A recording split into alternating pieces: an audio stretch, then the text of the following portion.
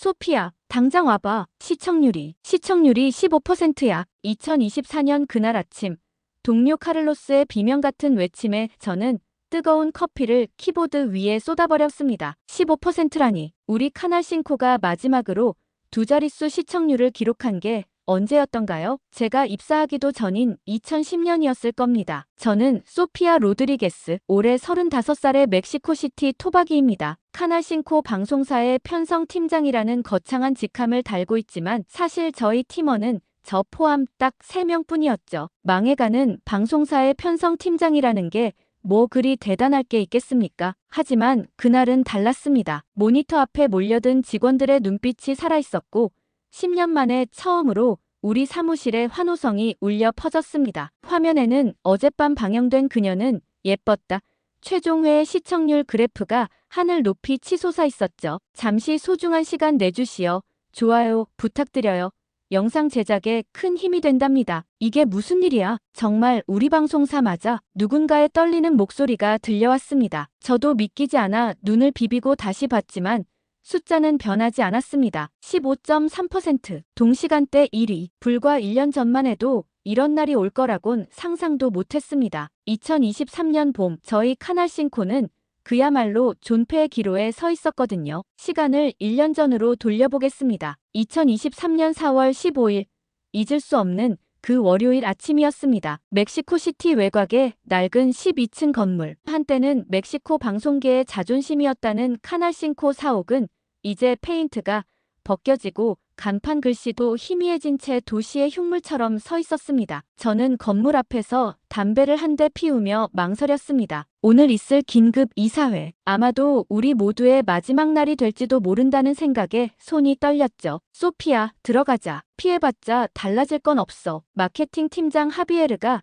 제 어깨를 두드렸습니다. 그의 얼굴도 창백했지만 억지로 미소를 지으려 애쓰고 있었죠. 우리는 묵묵히 엘리베이터에 올라탔습니다. 삐걱거리는 소리를 내며 올라가는 낡은 엘리베이터처럼 우리 방송사도 언제 멈출지 모르는 상황이었습니다. 7층 회의실. 이미 경영진과 각 부서 팀장들이 모여 있었습니다. 다들 장례식장에 온 것처럼 검은 정장을 입고 있었고 무거운 침묵이 공간을 가득 채웠습니다. 저는 제자리에 앉으며 테이블 위에 놓인 서류를 펼쳤습니다. 2023년 1분기 경영실적 보고서. 첫 페이지의 그래프는 처참했습니다. 평균 시청률 0.8%, 광고 수익 전년 대비 마이너스 67%, 적자 규모 2,800만 페소. 다들 알고 있겠지만 우리 상황은 매우 심각합니다. 대표이사 알레한드로 멘도사가 무거운 목소리로 입을 열었습니다. 60대 중반의 그는 이 회사에 30년을 바친 사람이었죠. 한때는 멕시코 방송계의 거물이었지만 지금은 침몰하는 배의 선장처럼 보였습니다. 모기업에서 최후 통첩이 왔습니다. 올해 안에 흑자 전환하지 못하면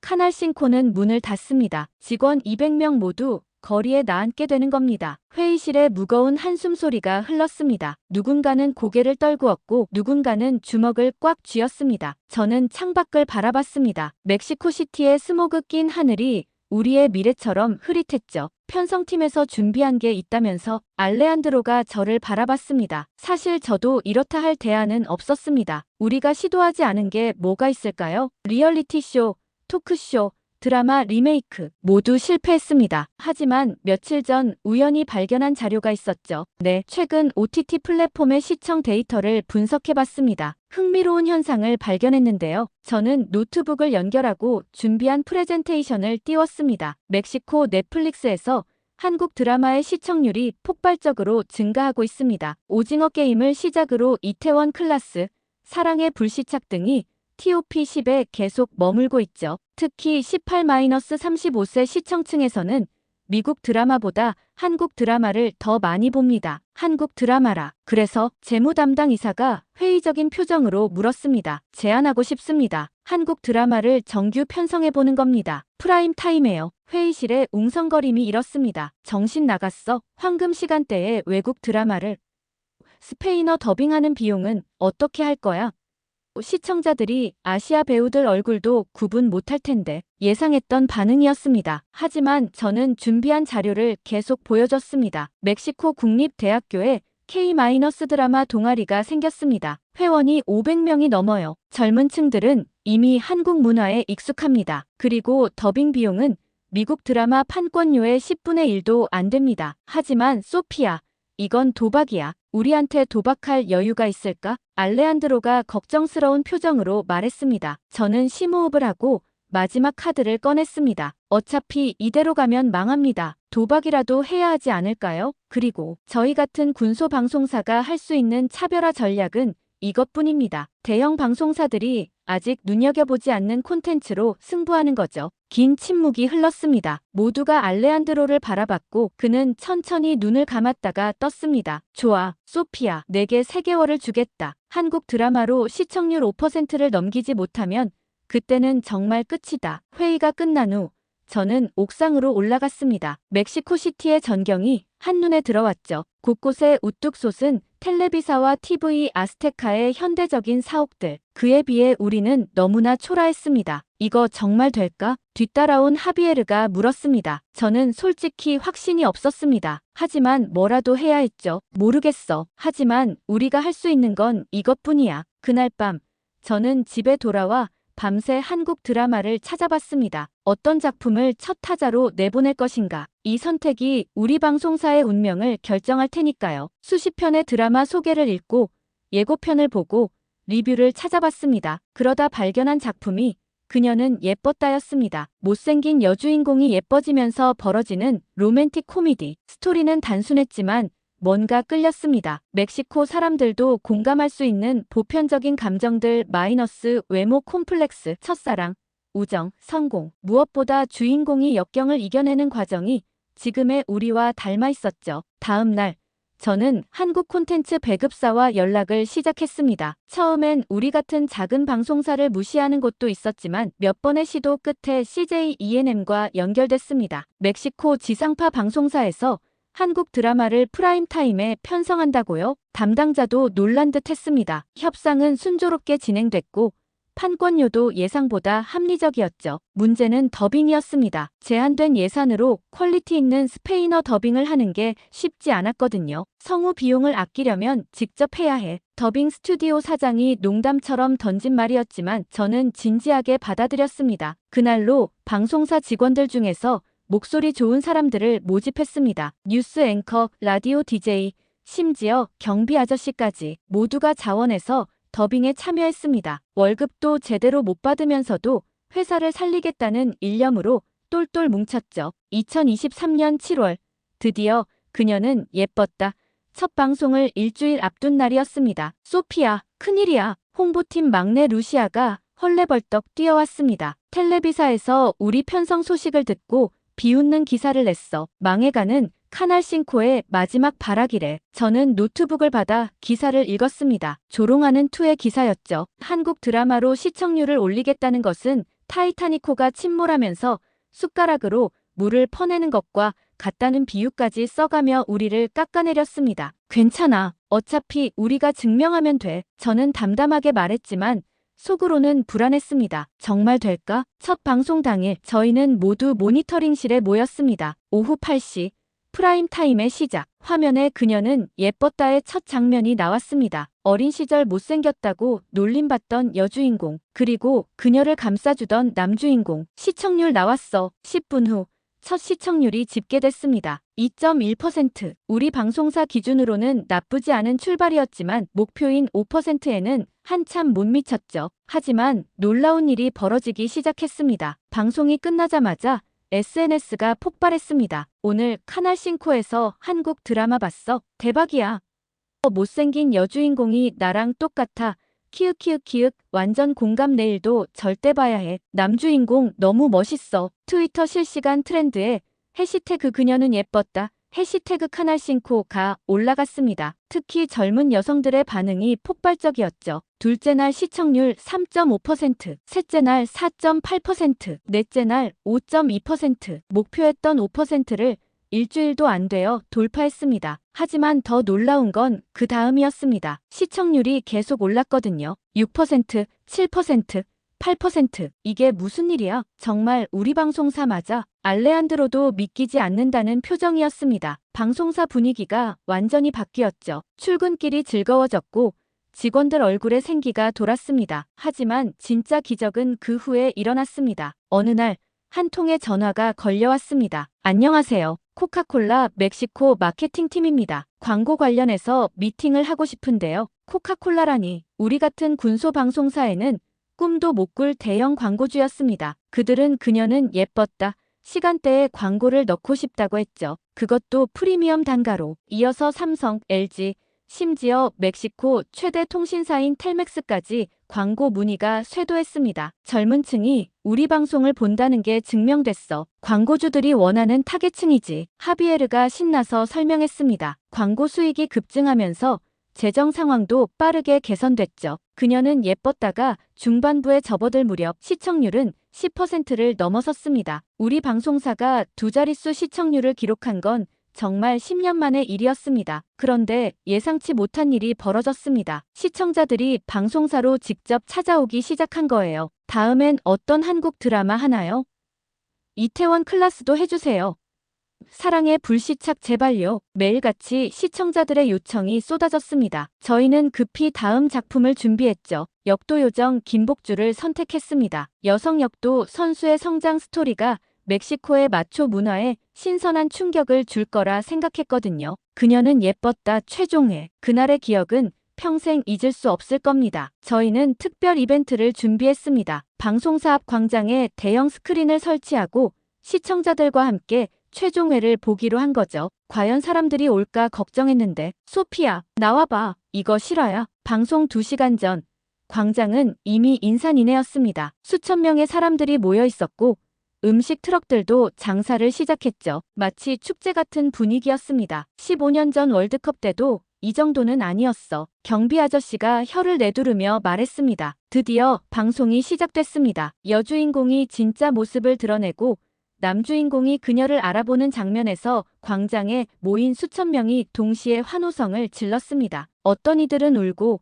어떤 이들은 서로를 껴안았죠. 그리고 다음 날 아침 믿을 수 없는 숫자가 나왔습니다. 15.3%. 동시간대 1위는 물론 그날 전체 프로그램 중에서도 최고 시청률이었습니다. 작은 군소방송사가 거대 방송사들을 모두 제쳤다는 사실에 언론들도 놀라움을 감추지 못했죠. 카날싱코의 기적 한국 드라마가 만든 멕시코 방송계 지각변동 죽어가던 방송사를 살린 K-드라마의 힘. 하루아침에 우리는 멕시코 방송계의 다크호스가 됐습니다. 텔레비사도 TV 아스테카도 급히 한국 드라마 편성을 검토하기 시작했죠. 하지만 이미 시청자들의 마음속에는 한국 드라마 카날싱코라는 공식이 자리 잡았습니다. 그로부터 1년이 지난 지금 카날싱코는 완전히 다른 회사가 됐습니다. 낡은 건물은 새로 리모델링됐고 간판도 번쩍이는 LED로 교체됐습니다. 직원은 200명에서 350명으로 늘었고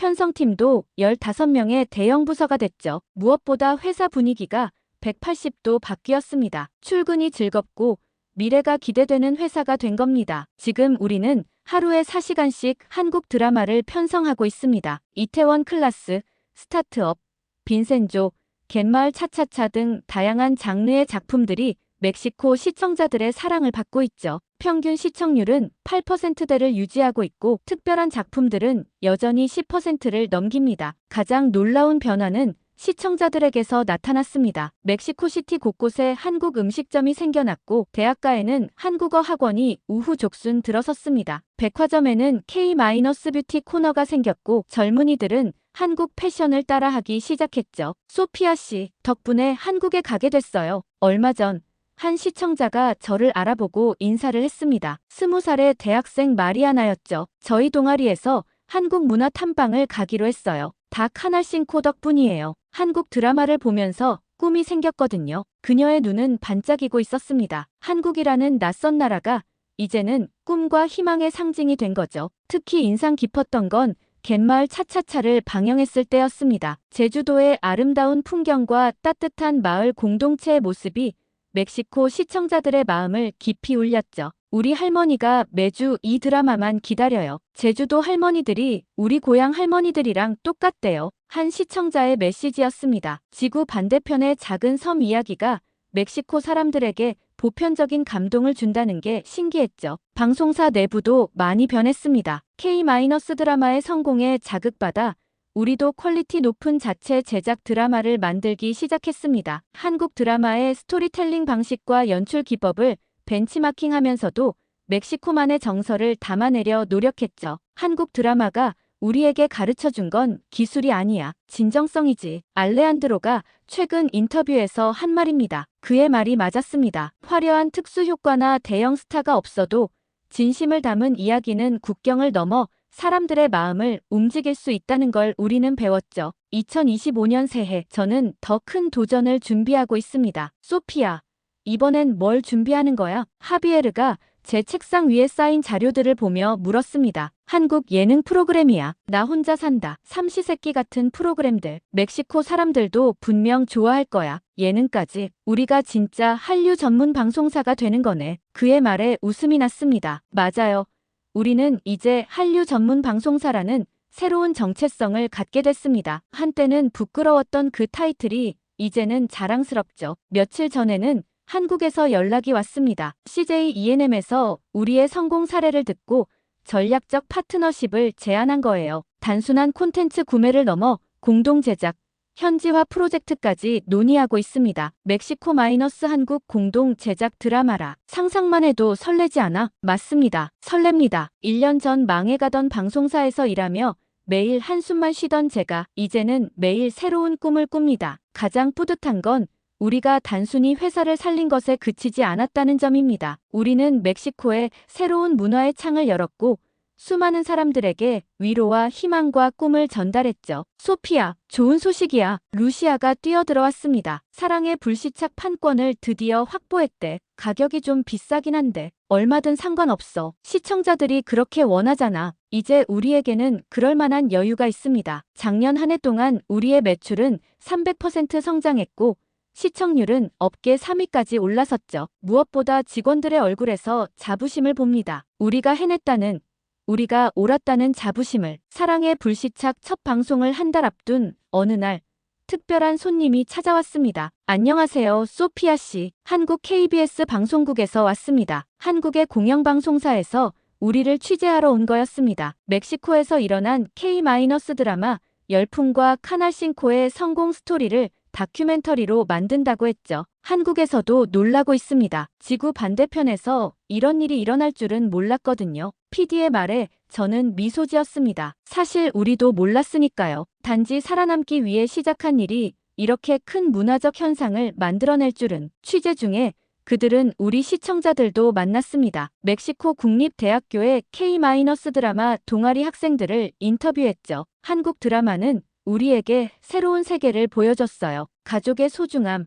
노력의 가치, 사랑의 의미. 할리우드 영화에서는 배울 수 없었던 것들이죠. 22살의 파블로가 진지하게 말했습니다. 그는 이태원 클라스를 보고 요리사의 꿈을 갖게 됐다고 했죠. 박서준처럼 멋진 요리사가 되고 싶어요. 그래서 지금 한식당에서 아르바이트하면서 김치 만드는 법도 배우고 있어요. 또 다른 학생 카를라는 스타트업을 보고 프로그래머가 되기로 결심했다고 했습니다. 수지가 연기한 서달미처럼 저도 제 회사를 만들고 싶어요. 멕시코에도 실리콘밸리 같은 곳이 생기면 좋겠어요. 이런 이야기들을 들으며 저는 가슴이 뜨거워졌습니다. 우리가 단순히 시청률과 광고 수익만 올린 게 아니었구나. 젊은이들에게 꿈과 희망을 심어줬구나. 한국 취재팀은 우리 더빙 스튜디오도 방문했습니다. 이제는 전문 성우들을 고용할 여유가 생겼지만 여전히 직원들이 자원해서 더빙에 참여하고 있었죠. 이건 우리의 자부심이에요. 우리가 직접 목소리를 입히면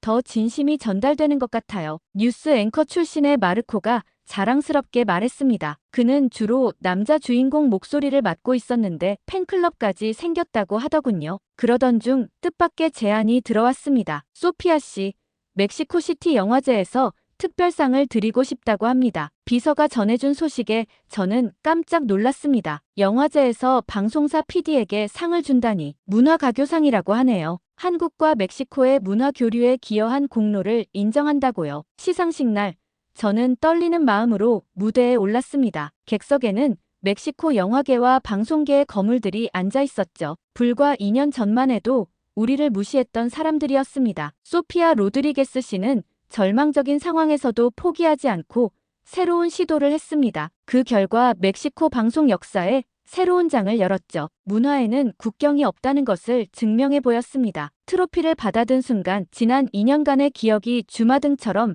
스쳐 지나갔습니다. 망해가던 방송사, 회의적인 시선들, 첫 방송의 떨림, 그리고 기적 같은 성공. 이 상은 저 혼자의 것이 아닙니다. 위기 속에서도 함께해준 카날싱코 식구들, 그리고 마음을 열고 한국 드라마를 사랑해준 시청자 여러분과 함께 받고 싶습니다. 객석에서 뜨거운 박수가 터져 나왔습니다. 저는 눈물이 날 것 같았지만 꾹 참았죠. 아직 할 일이 너무 많으니까요. 시상식이 끝나고 며칠 후 더 큰 뉴스가 터졌습니다. 소피아 대통령이 우리 방송사를 방문한대. 멕시코 대통령이 카날싱코를 공식 방문하기로 한 겁니다. 한국 드라마를 통한 문화 교류의 성공 사례를 직접 보고 싶다는 이유였죠. 방문 당일 우리는 특별히 한국 문화 체험 코너를 준비했습니다. 김치 만들기, 한복 입어보기, 한국어 간단한 인사말 배우기 등. 대통령은 특히 김치 만들기에 관심을 보였습니다. 이렇게 해서 저 매운 김치가 만들어지는군요. 정말 흥미롭습니다. 대통령은 직접 만든 김치를 맛보고는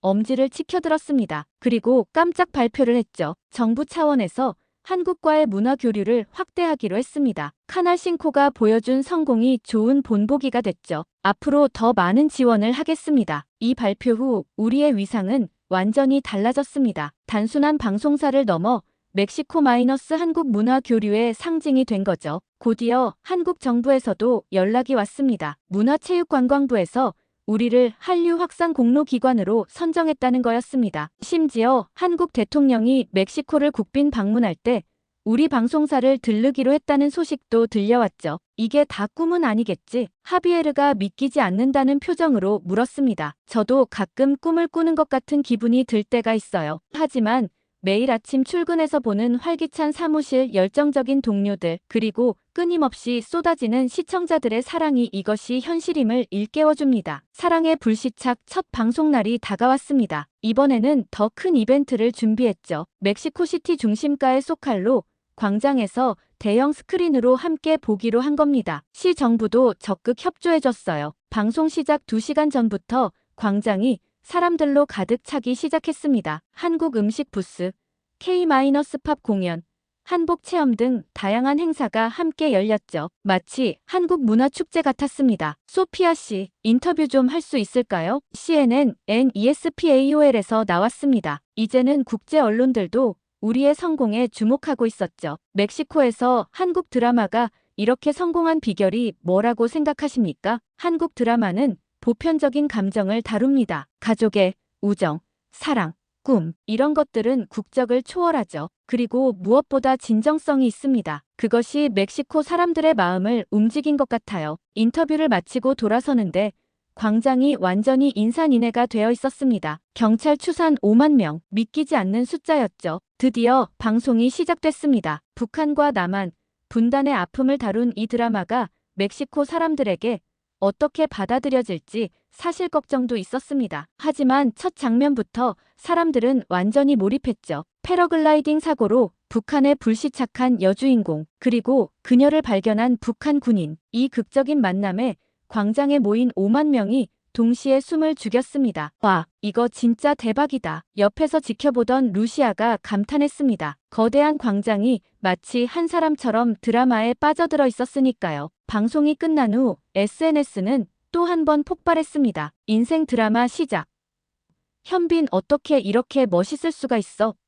손예진 너무 예뻐서 심장 아파. 남북한 이야기 너무 슬프다. 우리도 이런 아픔이 있잖아. 특히 마지막 댓글이 인상적이었습니다. 멕시코도 미국과의 국경 문제, 가족 이산의 아픔을 갖고 있거든요. 한국의 분단 상황이 남의 이야기가 아니었던 거죠. 다음 날 시청률이 발표됐습니다. 첫 회 12.5%. 그녀는 예뻤다의 기록에는 못 미쳤지만 첫 회로서는 경이로운 수치였습니다. 사랑의 불시착이 중반부에 접어들면서 또 다른 현상이 나타났습니다. 소피아, 이거 봤어? 마르코가 신문을 들고 왔습니다. 경제면 톱기사였죠. 한국 관광 급증, 여행사들 사랑의 불시착 투어 상품 출시. 기사에 따르면 멕시코에서 한국으로 가는 관광객이 전년 대비 400% 증가했다고 합니다. 특히 드라마 촬영지를 둘러보는 패키지 상품이 인기라고 하더군요. 우리가 관광 산업까지 바꿔놓은 거야? 믿기지 않았지만 사실이었습니다. 한국 정부에서도 감사 서한을 보내왔죠. 카날 싱코 덕분에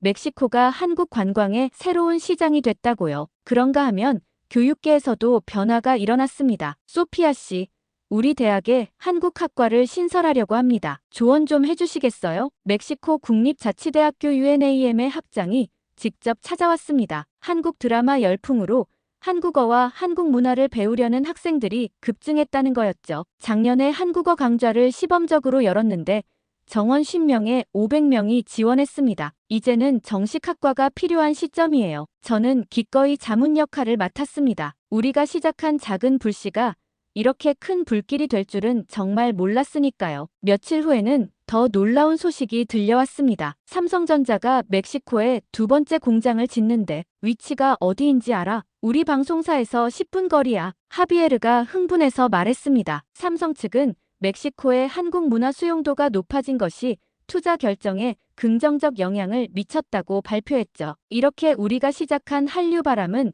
문화를 넘어 경제, 교육, 산업 전반에 영향을 미치고 있었습니다. 사랑의 불시착 최종회가 다가올수록 열기는 더욱 뜨거워졌습니다. 우리는 특별한 이벤트를 하나 더 준비했습니다. 최종회 상영 후 주연 배우들과 화상 연결을 하기로 한 거죠. 기술적으로나 비용적으로 쉽지 않은 시도였지만 시청자들을 위해서라면 뭐든 할 수 있었습니다. 최종회 당일 소칼로 광장에는 전보다 더 많은 인파가 몰렸습니다. 이번에는 7만 명. 멕시코시티 역사상 문화 행사로는 최대 인원이었죠. 마지막 회가 시작되고 남녀 주인공의 운명이 결정되는 순간 광장은 숨소리조차 들리지 않을 정도로 조용해졌습니다. 그리고 마침내 해피엔딩이 암시되는 마지막 장면에서 와! 7만 명의 함성이 하늘을 찔렀습니다. 어떤 이들은 울고 어떤 이들은 서로를 껴안았죠. 마치 월드컵에서 골을 넣은 것 같은 반응이었습니다. 그리고 깜짝 화상 연결이 시작됐습니다. 스크린에 현빈과 손예진이 나타난 순간 광장은 또 한 번 폭발했죠. 멕시코 여러분, 안녕하세요. 두 배우가 스페인어로 인사를 하자 사람들은 더욱 열광했습니다. 우리 드라마를 이렇게 사랑해주셔서 정말 감사합니다. 언젠가 꼭 멕시코를 방문하고 싶어요. 손예진의 말에 한 시청자가 큰 소리로 외쳤습니다. 우리가 먼저 한국에 갈게요. 통역을 들은 배우들이 웃으며 손을 흔들었고 이 따뜻한 만남은 10분간 이어졌습니다. 다음날 발표된 최종의 시청률 18.7%, 카날 싱코 역사상 최고 기록이었고 그날 멕시코 전체 프로그램 중 1위였습니다. 작은 방송사가 만든 기적이 정점을 찍은 순간이었죠. 그로부터 몇 달 후 저는 한국에 초청받았습니다. 한국방송대상에서 특별상을 받게 된 거였죠. 글로벌 한류 확산 공로상, 외국인으로서는 처음이라고 했습니다. 서울에 도착했을 때 공항에서부터 특별한 대우를 받았습니다. 소피아 로드리게스 씨시죠? 한국에 오신 것을 환영합니다. 문화체육관광부 직원들이 마중을 나와 있었습니다. 그들은 저를 한류 전도사라고 불렀죠. 시상식장에는 한국 방송계의 거물들이 모여 있었습니다. 그리고 깜짝 게스트로 사랑의 불시착 팀도 참석했죠. 현빈, 손예진과 직접 만났을 때의 감동은 말로 표현할 수 없었습니다. 소피아 씨 덕분에 저희 작품이 멕시코에서 사랑받을 수 있었어요. 정말 감사합니다. 손예진이 직접 한 말이었습니다. 저는 오히려 제가 더 감사하다고 한국 드라마 덕분에 저희 방송사가 살아날 수 있었다고 답했죠. 시상식에서 저는 짧은 소감을 발표했습니다. 2년 전 저희는 망해가는 방송사를 살리기 위해 한국 드라마라는 모험을 시작했습니다. 그런데 그것은 단순히 방송사를 살린 것 이상의 의미가 있었습니다. 문화의 힘으로 사람들의 마음을 연결하고 꿈과 희망을 전파했죠. 앞으로도 카날 싱코는 한국과 멕시코의 문화가교 역할을 계속하겠습니다. 박수가 터져나왔고 저는 트로피를 들고 무대를 내려왔습니다. 한국 방문 중에 여러 방송사와 제작사를 둘러봤습니다. 그리고 중요한 계약도 맺었죠. 멕시코 마이너스 한국 공동 제작 드라마를 만들기로 한 겁니다. 멕시코 배우와 한국 배우가 함께 출연하고 양국에서 촬영하는 대형 프로젝트였습니다. 제목은 두 개의 태양이 어떨까요? 태평양을 사이에 둔 두 나라의 사랑 이야기요. 제작사 대표의 제안이었습니다. 저는 벌써부터 가슴이 뛰었죠. 이 드라마가 또 어떤 기적을 만들어낼지. 멕시코로 돌아온 후 저희는 더욱 바빠졌습니다. 이제 카날 싱코는 단순한 방송사가 아니었습니다. 한류 문화센터 같은 역할도 하고 있었죠. 1층에는 K-컬처 체험관을 만들었고 매주 한국 요리 강좌, K-팝댄스 클래스, 한국어 수업 등이 열렸습니다. 소피아, 오늘 체험관 방문자가 1000명을 넘었대. 루시아가 신나서 보고했습니다. 이제 우리 건물은 멕시코시티의 명소가 됐죠. 관광 가이드북에도 꼭 가봐야 할 곳으로 소개되고 있었습니다. 그런가 하면 우리의 성공을 보고 다른 중남미 국가들도 관심을 보이기 시작했습니다. 콜롬비아 RCN 방송사에서 연락이 왔어. 우리의 노하우를 배우고 싶대. 칠레, 아르헨티나, 페루에서도 문의가 왔어요. 한국 드라마 편성에 대해 조언을 구한대요. 우리는 기꺼이 경험을 공유했습니다. 중남미 전체에 한류가 퍼지는 것을 돕는 일이 우리의 새로운 미션이 됐죠. 2025년 현재 카날싱코는 멕시코 3대 방송사 중 하나가 됐습니다. 직원은 500명을 넘어섰고 하루 8시간 이상 한국 콘텐츠를 편성하고 있습니다. 드라마뿐만 아니라 예능, 다큐멘터리, 심지어 K-팝 프로그램까지. 최근에는 유퀴즈 온 더 블럭 멕시코 버전을 제작하기 시작했습니다. 유재석의 포맷을 그대로 가져와 멕시코 거리에서 시민들을 만나는 프로그램이죠. 첫 방송 시청률 10% 대성공이었습니다. 한국 예능의 따뜻함이 멕시코와 정말 잘 맞아. MC를 맡은 멕시코의 유명 코미디언이 한 말입니다. 그의 말처럼 사람 중심의 따뜻한 스토리텔링은 국경을 넘어 통했습니다. 내일은 새로운 도전이 기다리고 있습니다. 하지만 두렵지 않습니다. 우리는 이미 불가능을 가능으로 만들어봤으니까요. 문화에는 정말로 국경이 없습니다. 그리고 진심을 담은 이야기는 언제나 사람들의 마음을 움직입니다. 이것이 제가 소피아 로드리게스가 지난 3년간 배운 가장 큰 교훈입니다. 오늘의 사연은 여기까지입니다. 재미있으셨나요? 저 소피아의 이야기가 누군가에게 조금이라도 의미가 있었다면 좋을 것 같아요. 사연이 좋았다면 구독과 좋아요 부탁드립니다. 더 좋은 사연으로 찾아뵙겠습니다. 행복한 하루 되세요.